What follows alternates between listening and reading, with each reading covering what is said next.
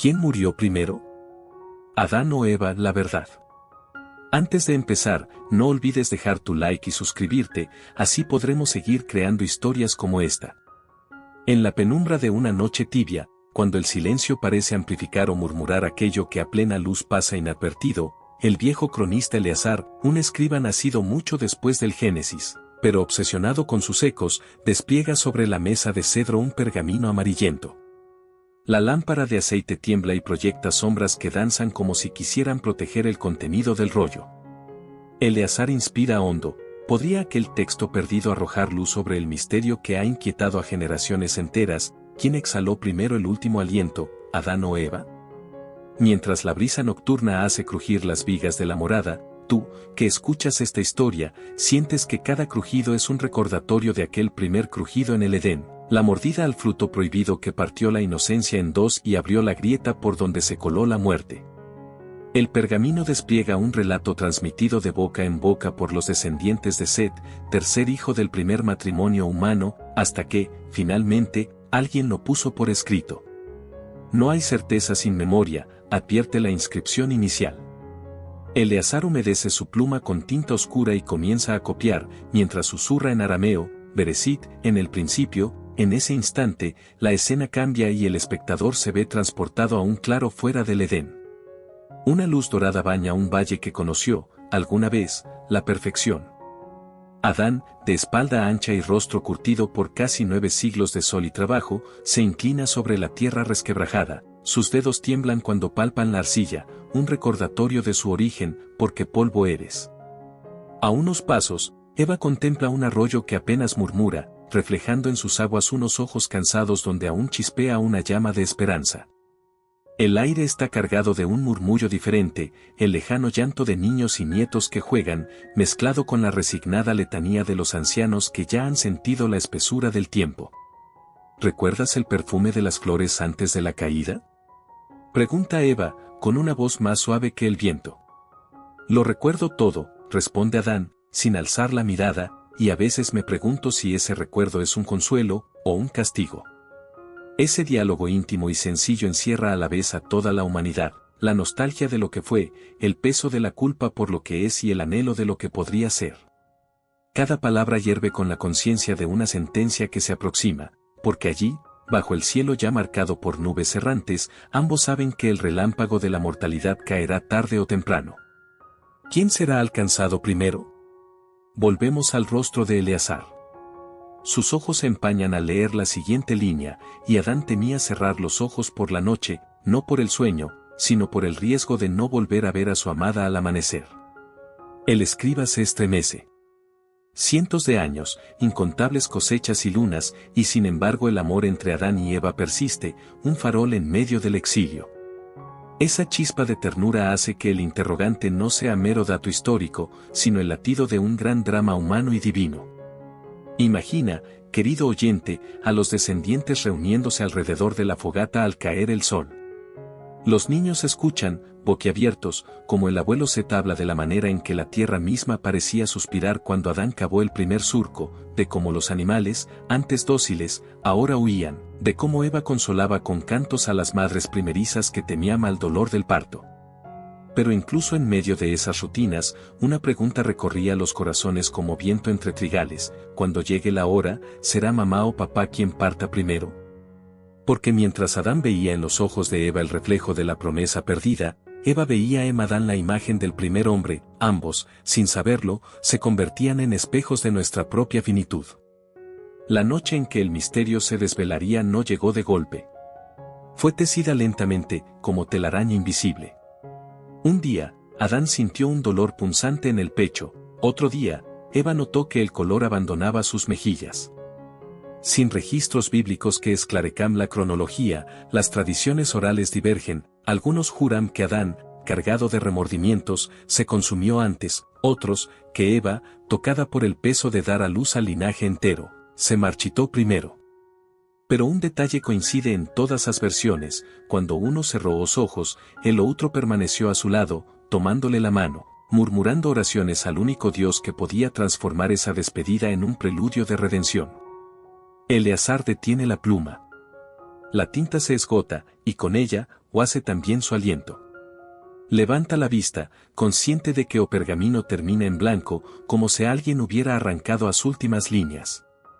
Y en ese silencio vociferante, la llama de la lámpara se mueve, pintando a pared con sombras que recuerdan dos siluetas entrelazadas, Adán y Eva, aguardando a respuesta que la escritura nunca reveló por completo.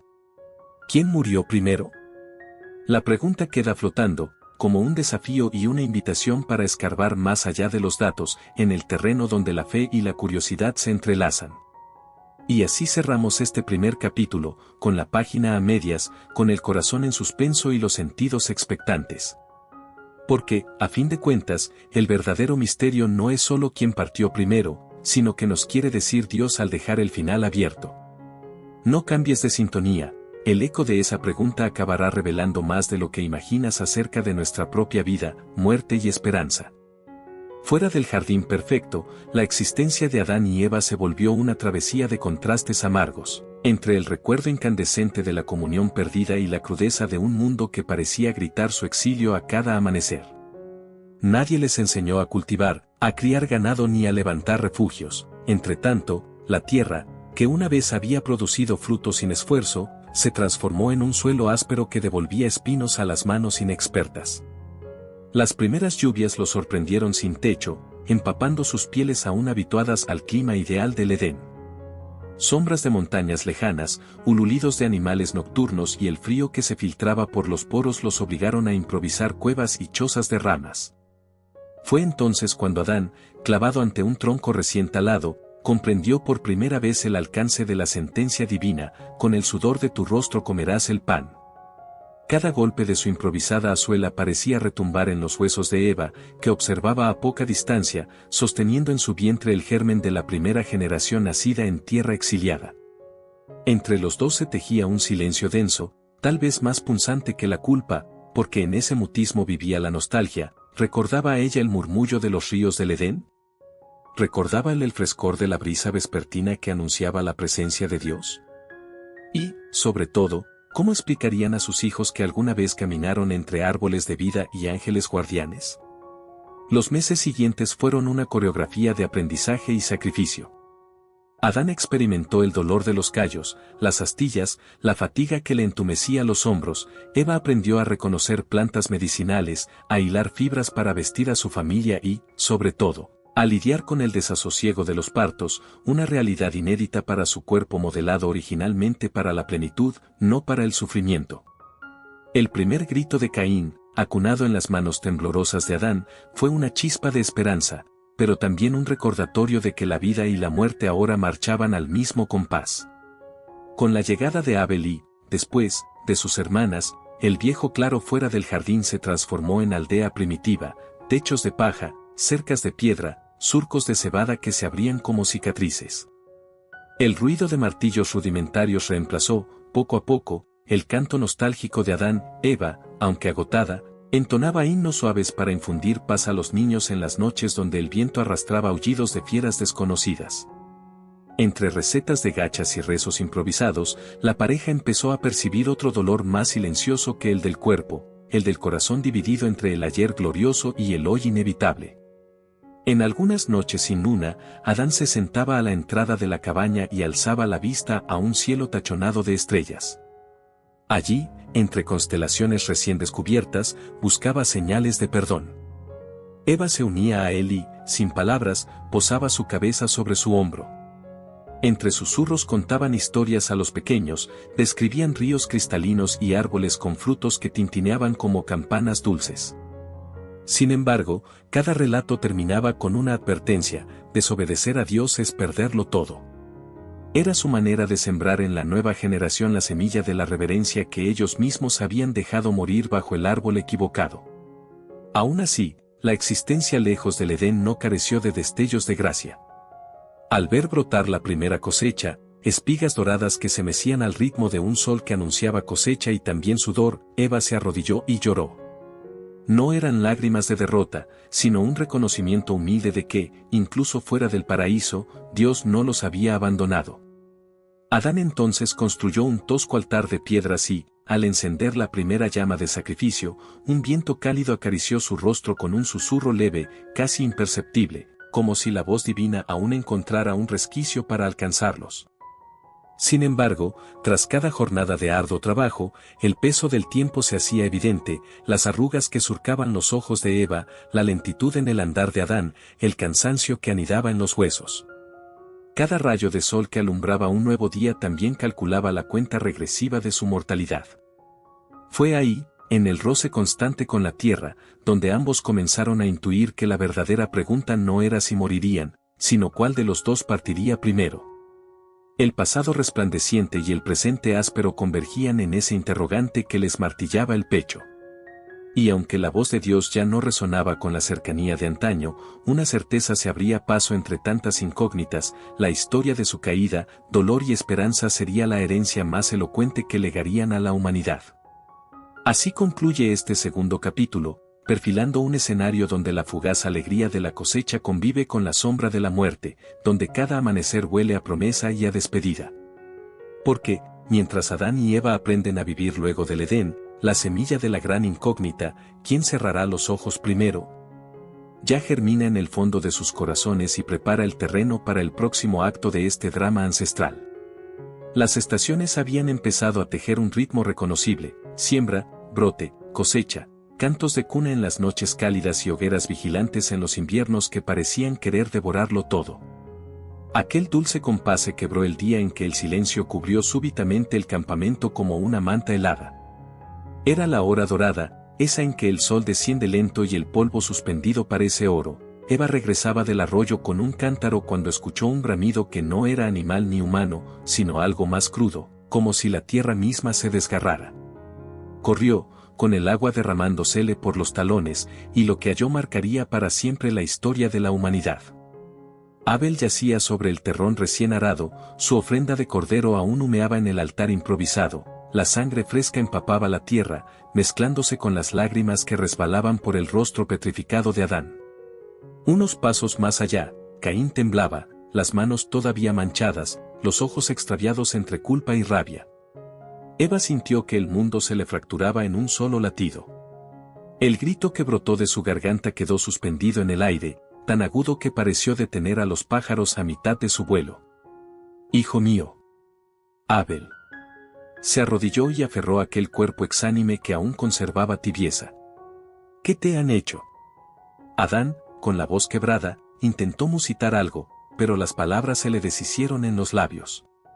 La escena era un espejo invertido del Edén: si allí la desobediencia había traído muerte en forma de exilio, aquí la muerte llegaba encarnada en un hermano. Caín, incapaz de sostener la mirada de su madre, retrocedió hasta que un espino le rasgó el talón. El pinchazo apenas le arrancó un gesto, ningún dolor físico podía competir con el incendio que le devoraba el pecho. Eva sostuvo el rostro de Abel, buscando en vano un soplo de vida. Recordó la primera vez que lo amamantó, el milagro de ver sus ojos recién abiertos, la promesa hecha carne. Ahora, la promesa se drenaba entre sus dedos. Adán, por su parte, sintió que el peso de la maldición recaía doble sobre sus hombros. ¿Cómo consolar a la compañera a quien había fallado 2 veces, primero al consentir el pecado, ahora al no poder proteger al hijo? Se acercó a Eva y la rodeó con brazos que temblaban más que los suyos. Juntos, parecían 2 árboles hendidos por el mismo rayo. «No hay palabra que alivie esto», susurró Adán, con la voz ronca, «pero Dios ve nuestras lágrimas». Eva soltó un sollozo que era reproche y ruego. Si Dios ve, ¿por qué no detuvo la mano de Caín? La pregunta quedó colgando, como un puñal suspendido. Caín rompió en llanto. «Madre, perdóname. La envidia me cegó». Pero la voz se le apagó, sabía que perdón y consecuencias no viajan en la misma carreta. El cielo, matizado de púrpura, parecía sangrar junto con la familia primera. Aquella noche no hubo canto ni cuento junto al fuego. Adán cavó la primera tumba según cuentan las tradiciones, y cada golpe de la azada retumbó en las costillas del planeta. Cuando el hueco estuvo listo, depositaron a Abel envuelto en un lienzo toscamente tejido por Eva. Sobre su pecho, Adán colocó una pequeña piedra lisa, símbolo de pureza inmaculada. Caín, exiliado por su propio delito, se marchó antes del alba, y su silueta se desdibujó en el horizonte como una sombra incapaz de reconciliarse con la luz. Entonces, por primera vez, Adán y Eva entendieron la textura brutal de la muerte. No era un concepto lejano, tenía nombre, rostro y la tibieza que se enfría. Sentados ante la tumba recién cerrada, sintieron que el interrogante que los había rondado, ¿quién de los dos partirá primero?, se agudizaba. Si el hijo inocente había sido reclamado tan pronto, nada impediría que la hoz los alcanzara a cualquiera de ellos sin previo aviso. La finitud dejó de ser amenaza abstracta para convertirse en vecino permanente que acechaba desde la penumbra. Sin embargo, aún en medio del luto, una brisa suave agitó las ramas sobre la sepultura, y Adán creyó oír un susurro divino que decía: el polvo vuelve al polvo, pero el espíritu vuelve a Dios. Aquella certeza minúscula se abrió paso como chispa en la noche, recordándoles que, aunque el Edén estuviera lejos y Abel bajo tierra, la historia aún no había terminado. Surge en sus corazones una promesa velada: un día, la serpiente sería aplastada y la muerte tendría fecha de caducidad. Así concluye este tercer acto, con un padre y una madre abrazados en la penumbra, el eco de un crimen fratricida resonando en la tierra virgen y la pregunta latente: ¿quién morirá primero?, clavándose, como semilla amarga, en el corazón de la humanidad. La noche en que Set, ya canoso, reunió a sus nietos alrededor de la hoguera para leerles las tablas del recuerdo, el viento ululaba como un canto de reloj antiguo. Sobre pieles pulidas estaban grabados los nombres de los patriarcas y, junto a cada nombre, una cifra que desafiaba toda lógica: 930 años para Adán, 912 para Enós, 905 para Kenán. Las llamas despedían chispas que ascendían como si intentaran alcanzar los signos inscritos en los cielos. Cada número brillaba brevemente sobre los rostros infantiles, sembrando fascinación y, al mismo tiempo, un temblor reverente por esa mezcla de eternidad y polvo. «Abuelo», preguntó una pequeña llamada Asura, acurrucada junto al regazo de su madre, «si Adán vivió 930 años, ¿cuántos vivió la abuela Eva?» Set titubeó. La brasa crepitó. Porque allí, en las tablas que preservaban meticulosamente los años de los hijos de Adán, no había línea alguna que revelara la duración de la vida de la primera mujer. Era como si la escritura hubiese sellado un misterio deliberadamente.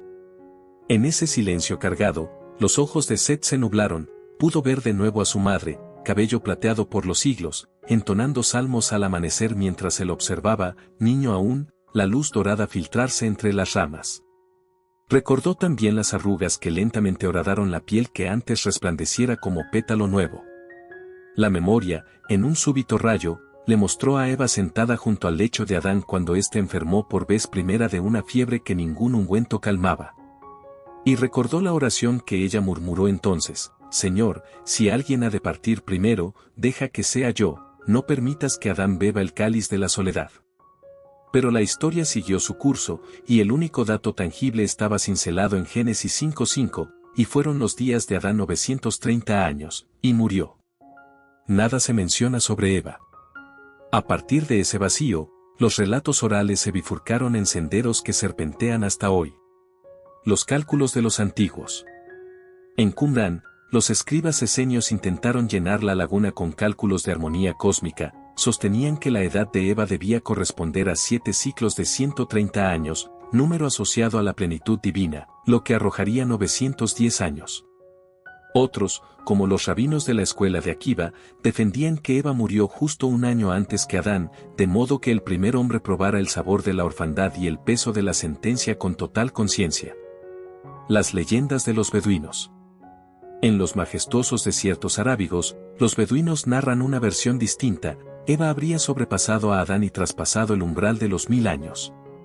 Dicen que murió en algún valle de granito rosa cerca de Yeda, donde, por siglos, las mujeres embarazadas acudían a implorar partos fáciles, convencidas de que la madre de los vivientes aún impartía consuelo desde su descanso pétreo. Sea cual fuere la cifra real, Set explicó a los niños que la longevidad de los primeros patriarcas servía como espejo de la misericordia divina. Cuanto más se alejaba la humanidad del Edén, más se estrechaba el margen de años, como si Dios, pedagogo perfecto, acortara la cuerda para que su criatura no olvidara la fragilidad de la vida ni su urgente necesidad de redención. la anatomía del desgaste. Set les contó también que Adán, en su último siglo, caminaba apoyado en un grueso bastón de madera de acacia y que cada paso le arrancaba un suspiro que no era queja sino nostalgia. Eva, por su parte, ya encorvada, pero con los ojos aún chispeantes, seguía prendiendo la lámpara al anochecer y tejiendo mantos para sus tataranietos, como si en cada hilo quisiera perpetuar la ternura que un día vistió al universo. En aquellas madrugadas, cuando Adán tosía hasta el alba, ella acomodaba su cabeza sobre almohadas de hojas secas y entonaba, muy bajo, el canto que había aprendido de los querubines antes de la caída, una melodía sin palabras, apenas un susurro cuya vibración parecía suturar la grieta que antiguamente separara cielo y tierra. El legado del silencio.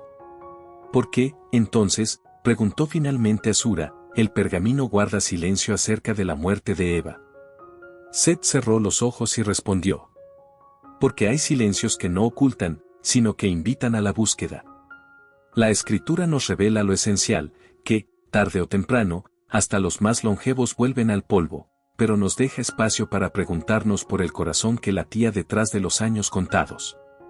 Mientras las brasas se consumían y el cielo destilaba su manto de estrellas, los nietos comprendieron que aquella omisión era más elocuente que cualquier número, que la verdadera lección no radicaba en saber cuántos años vivió Eva, sino en descubrir por qué, incluso con siglos de vida, su anhelo siguió apuntando a un paraíso perdido y a una promesa futura. Y así, la incógnita acerca de quién moriría primero, Adán o Eva, volvió a latir, más punzante, entre crujidos de leña y ecos de eternidad inacabada, preparando el terreno para las teorías que, en el próximo acto, intentarían descifrar qué corazón se apagó antes. El rumor comenzó como una brisa discreta en los corredores de arcilla de las primeras ciudades, pero pronto se convirtió en viento huracanado que cruzó llanuras, montañas y desiertos. Eva murió antes que Adán. Cada tribu, cada clan, parecía añadir una nota personal a este canto fúnebre transmitido de generación en generación. No era una simple curiosidad histórica, era una grieta abierta en el corazón colectivo que intentaba explicar la primera viudez de la humanidad. Para muchos, imaginar a Adán caminando solo por sus últimos años resultaba tan desgarrador como la pérdida misma del Edén. Los más antiguos rabinos de la tradición hebrea afirmaban que Eva, cargando la herida de la culpa original más hondo que Adán, enfermó de un mal que nadie supo nombrar. Decían que, llegada a la vejez, su vista se nublaba con recuerdos, veía relámpagos de un jardín perfecto entre brumas de lágrimas. Aquellas visiones, insistían los sabios, acabaron siendo más letales que cualquier dolencia física.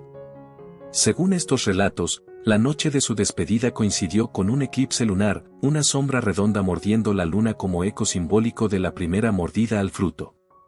Adán, al verla exhalar el último aliento, habría caído de rodillas, implorando al cielo no regresar jamás a un lecho sin su voz. El silencio que siguió fue registrado por los custodios de la tradición como la primera hora sin risa en la tierra. En Alejandría, los comentaristas helenísticos mezclaron filosofía y mitología. Según Filón, Eva partió primero para que el principio femenino, entendido como compasión y ternura, quedase sembrado en la tierra antes de que Adán se extinguiera. Para ellos, la partida temprana de Eva era un acto pedagógico divino, enseñaba a la humanidad que la fuerza muscular de Adán no bastaba, el mundo requería el sello imborrable de la misericordia materna. En sus rollos, Filón describe a Adán viviendo los últimos años en una suerte de retiro contemplativo, meditando sobre cada paso de su esposa, desde el primer brote que ella tocó con fascinación hasta la última semilla que almacenó con manos temblorosas. El viudo más longevo de la historia, dice, sembraba, regaba y cantaba salmos inventados para llenar aquel vacío, cada surco que abría era un pequeño epitafio de amor. No menos poética es la tradición siríaca. Allí se habla de cómo Eva, previendo su tránsito, reunió a sus hijas en un círculo bajo una acacia centenaria. Encargó a cada una que, al preparar la comida, añadiera una pizca de sal bendecida por sus manos, para que la memoria del Edén se transmitiera como sabor y como sed. Esa noche, cuentan, las brasas ardieron con un resplandor inusual, como si un querubín hubiese inclinado su espada sobre el hogar. Cuando el alba tiñó el horizonte de púrpura rosado, las hijas hallaron a Eva tendida junto a la raíz de la acacia, con un leve gesto de paz, como quien se queda dormido escuchando un arrullo lejano. Más allá del Mediterráneo, las leyendas etíopes ofrecen otra capa al tapiz. En el Kebra Negast, un capítulo poco conocido indica que Eva murió mientras intentaba reconciliar a dos de sus descendientes que se disputaban un rebaño de cabras. Su muerte, asegura el texto, fue el recordatorio de que la discordia fraterna, iniciada con Caín y Abel, seguía latiendo en la sangre humana. Cuando Adán llegó a la escena, colocó un sencillo collar de semillas de sésamo alrededor del cuello de su esposa. Para los etíopes, las semillas representan la promesa de resurrección, pues mueren en la tierra para brotar después. Pero no todas las voces concuerdan. Los cronistas babilónicos, fascinados por la astronomía y la aritmética, afirmaban que el primer viudo fue Eva. Adán habría muerto al alcanzar los 930 años y ella lo habría sobrevivido por 3 veranos más, testigo de las primeras lluvias que desgajaron las colinas. Esgrimían tablas de arcilla donde combinaban posicionamientos planetarios y ciclos agrícolas para justificar sus cálculos. Aún así, incluso ellos admitían que la imagen de Eva, sola frente a la tumba de Adán, se asemejaba más a una llaga abierta que a un dato certero. En cada versión, sin embargo, emerge un hilo común: Eva llevaba sobre sí una carga emocional más pesada que la de Adán. Mientras él se consumía en el trabajo físico, ella se desangraba lentamente en el dolor de haber concebido hijos que iban a sufrir y morir. Así, la hipótesis de su partida temprana se convirtió en metáfora de la compasión que abraza primero el sacrificio. Se dice que, tras enterrar a Eva, o, en la versión babilónica, a Adán, los descendientes levantaron un pequeño montículo de piedras lisas. Allí, el patriarca superviviente colocó la prenda más querida del otro, una túnica tejida con dedos ya torpes por la edad. Ese acto, simple y grandioso, marcó el inicio del culto a la memoria, un precedente de los monumentos y mausoleos que siglos después poblarían el mundo. Quedaba claro: la brecha entre la vida y la muerte se volvía soportable solo al envolverla en rituales de amor. Algunos eruditos contemporáneos sostienen que, tal vez, la escritura cayó la muerte de Eva para evitar rivalidades genealógicas. Si se supiera con certeza quién partió primero, cada linaje se proclamaría depositario de la herencia original de uno u otro progenitor. Otros ven en el silencio una fineza literaria, un espacio vacío donde cada creyente proyecta su propia historia de pérdidas y despedidas. Sea cual fuere la razón, lo cierto es que estos relatos sobre el presunto deceso prematuro de Eva colocan a Adán en una encrucijada de memorias y sombras. Envejeciendo sin la voz que lo acompañó desde la creación, el divino símbolo del corazón humano que, al quedar viudo de su costilla, se ve obligado a convivir con la ausencia. Tal vez ahí radique la enseñanza oculta, no tanto en el dato clínico de quién expiró antes, sino en la pregunta que nos rebota en el pecho: ¿qué haremos cuando el amor que nos sostuvo ya no esté para nombrar el alba? Con esta sinfonía de teorías cruzadas, el escenario queda preparado para mirar de frente la pregunta inversa: ¿y si fue Adán quien partió primero? En el próximo acto, exploraremos la segunda corriente de tradición, donde el primer hombre habría dejado a la madre de los vivientes enfrentando, en soledad, el otoño final de la primera historia de amor. Cuando las últimas brasas del fogón chisporrotean y la noche adopta ese silencio espeso que apenas se rasga con el croar lejano de un sapo, los descendientes de Adán y Eva se sientan en rueda, envueltos en mantos de lana áspera, mientras una luna en cuarto menguante ilumina sus rostros expectantes. Nadie habla al principio, únicamente se escucha el crepitar de la leña agotada. Entonces el anciano de la tribu, con manos surcadas por grietas que recuerdan cauces secos, toma la palabra y vuelve a plantear la pregunta que los ha acompañado como un fantasma fiel: hijos, ¿quién murió primero, la madre de los vivientes o el primer hombre? Pero de inmediato aclara que no está allí para dictar una respuesta definitiva, quizás sea imposible, sino para exprimir la sabiduría que emana del propio enigma. Porque la duda, al contrario de lo que muchos piensan, no siempre es un pozo sin fondo, puede convertirse en un espejo pulido donde la humanidad aprende a contemplar su fragilidad y su esperanza. El anciano recuerda, con voz temblorosa pero firme, que la muerte de los primeros padres no fue un accidente biológico, sino la consumación de una fractura moral. Cada latido que se apagó, ya fuera el de Eva o el de Adán, selló con sangre la advertencia que Dios les había pronunciado cuando aún no existía la sombra: ciertamente moriréis. La lección inicial, entonces, es cruda: el pecado siempre pronuncia su veredicto, y su veredicto se llama muerte. No importa cuánto tiempo dure la prórroga, la cuenta regresiva avanza silenciosa, igual que la arena que escurre entre los dedos, y todos los laureles humanos, toda la ciencia y toda la belleza acaban inclinándose ante la tumba. Esa constatación no pretende aplastar el espíritu, sino sanarlo de la ilusión más peligrosa, creer que podemos vivir como dioses, autosuficientes, ajenos a toda consecuencia. Sin embargo, prosigue el anciano, la escritura no entrega los detalles cronológicos que satisficieran nuestra curiosidad. Ese hueco es voluntario y pedagógico. Dios, como maestro experto, sabe que el alumno crece no cuando se le responde todo, sino cuando aprende a convivir con lo no resuelto. En el silencio divino hay un llamado a la fe adulta, la que se alimenta de la certeza de su carácter más que de la minuciosidad de los datos. Así, la ambigüedad sobre quien cerró primero los ojos se convierte en una invitación a confiar en la bondad de un creador que deja espacios en blanco para que los rellenemos con obediencia, humildad y asombro. El anciano se detiene, toma una brizna encendida y la aplasta entre dos piedras, provocando un brevísimo destello. Así de breve, dice, es la vida, incluso la de quienes vivieron casi un milenio. Y, sin embargo, agrega, cada instante puede adquirir densidad eterna si se vive bajo la luz de la promesa. Porque la muerte de nuestros primeros padres, aun siendo juicio, encierra la semilla de la redención. Con su último aliento, Adán y Eva no sellaron el final de la historia, sino que abrieron el camino a aquel que, en la plenitud de los tiempos, vencería a la muerte cargando sobre sí el peso de aquella primera desobediencia. El anciano relata cómo, según los sabios, cuando Eva sintió que su pulso se debilitaba, o, quizás, cuando Adán percibió que su aliento se hacía corto, ambos unieron sus manos callosamente marcadas y pronunciaron una petición: Señor, que nuestra partida prepara a nuestros hijos para reconocer a tu Mesías.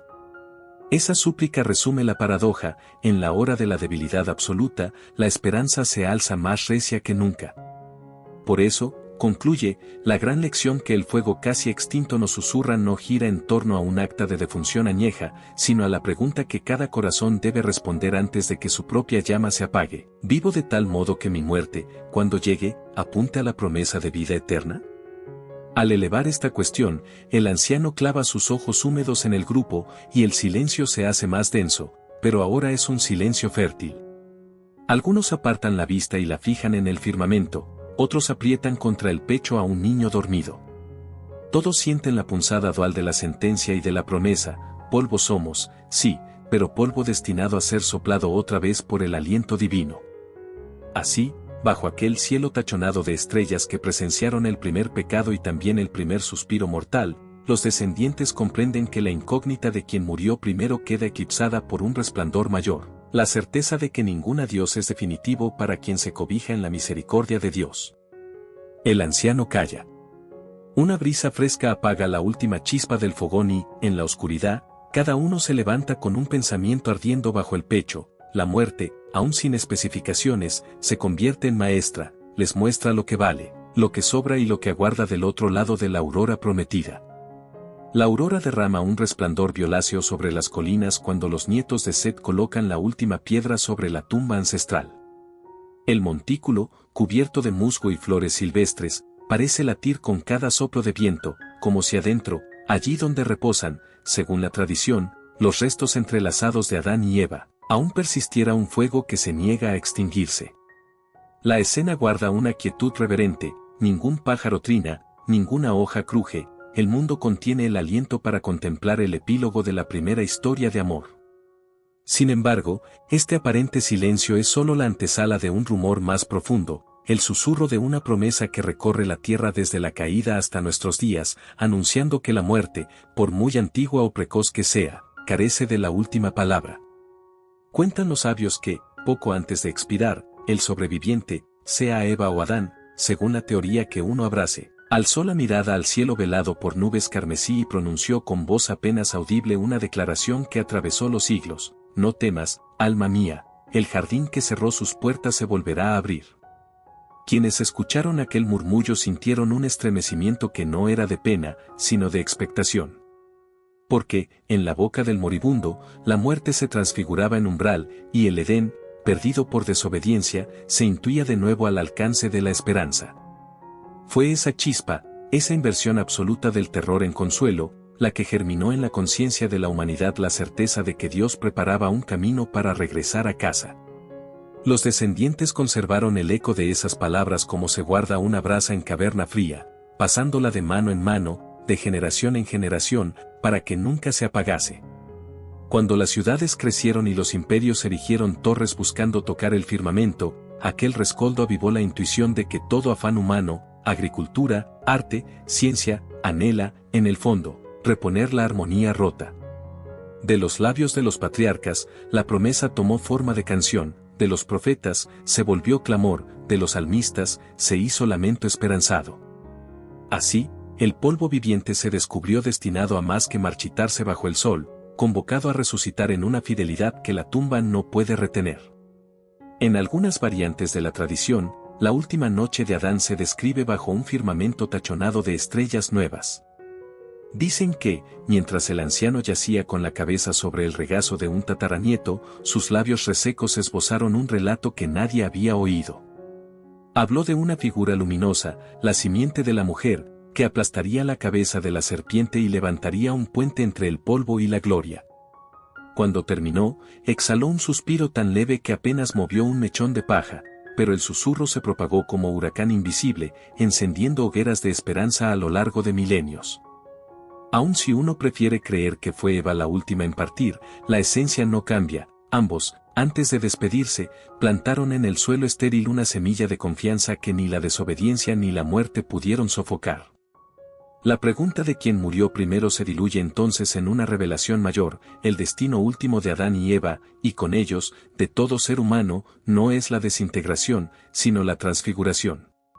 Su tumba, lejos de ser un punto final, se convierte en signo de puntuación que abre una cláusula de eternidad. Allí donde el polvo parece decretar silencio, resuena la promesa de un Dios que sopla de nuevo aliento sobre huesos secos. Por eso los descendientes plantan flores sobre el montículo, para recordar que la vida germina precisamente en el lugar donde la muerte cree haber vencido. A medida que el sol asciende, un coro improvisado entona un cántico que mezcla nostalgia y júbilo. En cada nota palpita la conciencia de que los nombres inscritos en la losa, Adán, Eva, no son reliquia de museo, sino espejo vivo, reflejan nuestras propias pérdidas, las sillas vacías en nuestras mesas, las cartas sin remitente que guardamos en cajones polvorientos. Al mismo tiempo, proyectan una luz que atraviesa la pena y anuncia un amanecer definitivo. Porque si el primer hombre y la primera mujer, marcados por la culpa y exiliados del paraíso, pudieron cerrar los ojos envueltos en esperanza, cuanto más nosotros, que conocemos la historia completa del Redentor, podemos enfrentar la tumba sin temblor, convencidos de que no es un pozo sino un pasadizo.